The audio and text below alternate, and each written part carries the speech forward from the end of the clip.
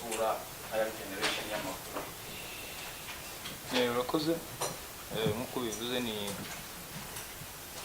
match itoroshye, ni equipe ikomeye ifite amazina akomeye, ariko nkuko bimaze kugaragara umupira usa nkaho wabaye umwe, ntago amazina ntago agikora cyane, kandi nkuko bivuze generation dufite ubu ngubu abantu bafite imbaraga, so nekereza yuko nibyo ni match zabikomeye, ariko tuzagenda ejo tugiye gushaka result ari positif, kandi nekereza yuko na groupe dufite n'uburyo tumaze iminsi tumeze, nizeye yuko bizagenda neza inshallah. Nabona yuko mu by'ukuri abantu bakwishimiye ndetse n'abagenzi bamuyoboye, ariko ngewe icyo ushaka hari n'ikintu ubwira abanyarwanda, kuko ejo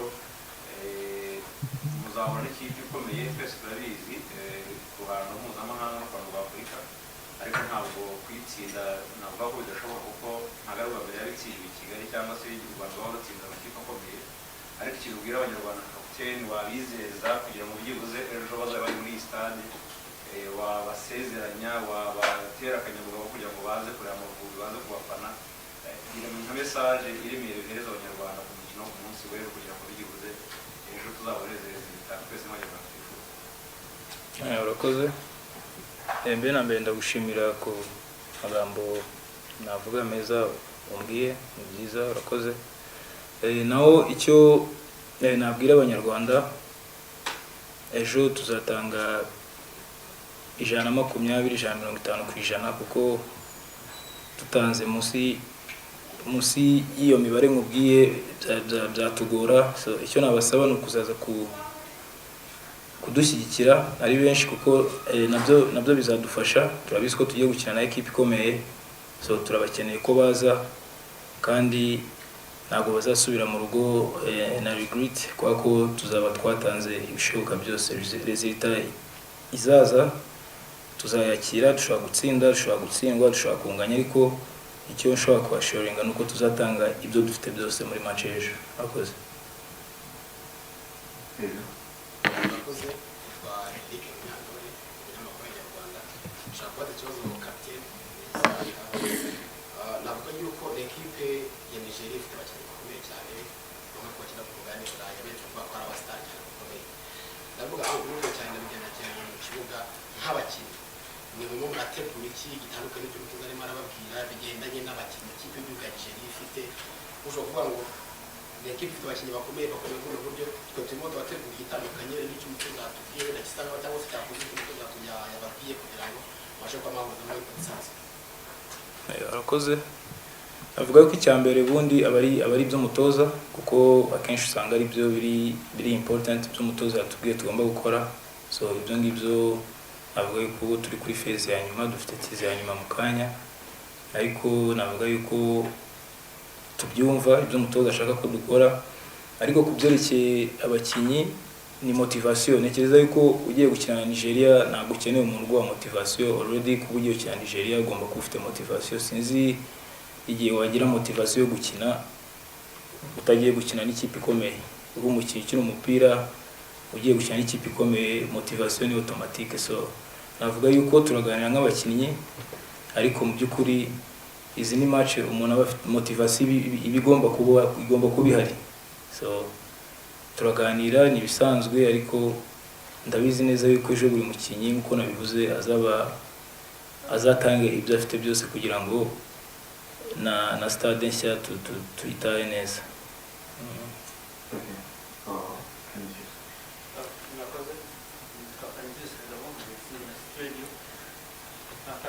Nibyo bamwe bikomojeho, ni stade nshya, ni stade yavuguruwe imyaka abantu 25 niho umukino wa mbere mugiye kuyikinaho nyuma yo kuvugururwa.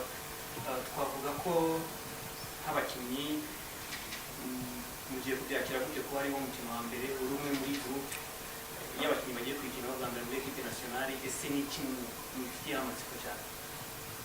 Ni ukuvuga ngo iyo nayo ni motivation.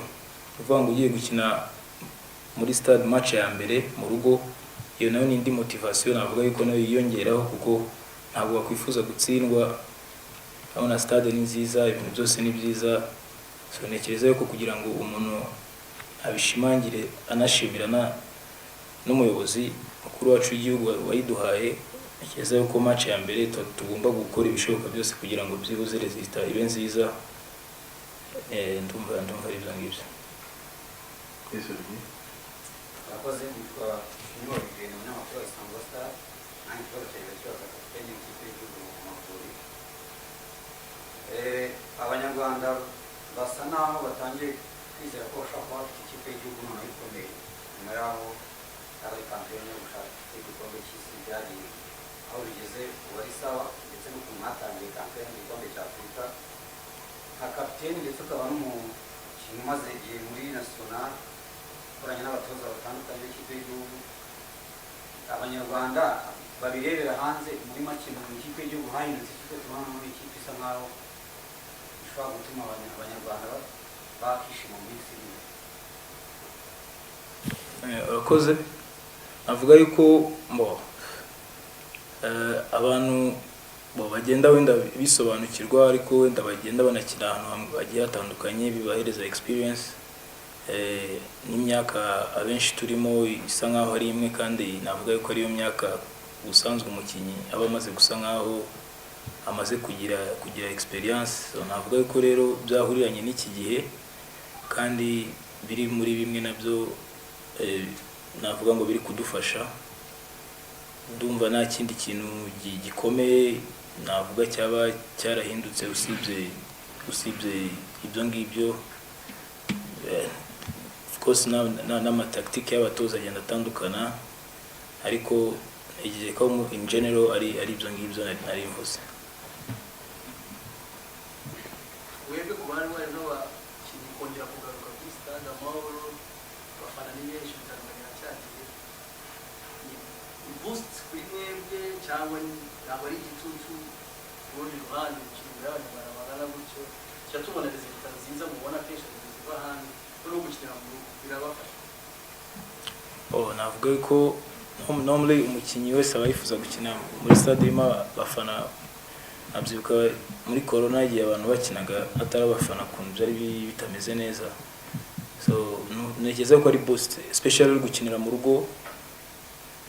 Wenda uri gukinira hanze ari opponent fans wenda ushobora kuvuga ko ari pressure, but navuga yuko mu rugo ni boost nziza. Niyo mpamvu nabikomojeho mbasaba yuko ejo bazaza bakadushyigikira. So ntekereza ko ni boost ku bakinnyi, ntabwo ari pressure.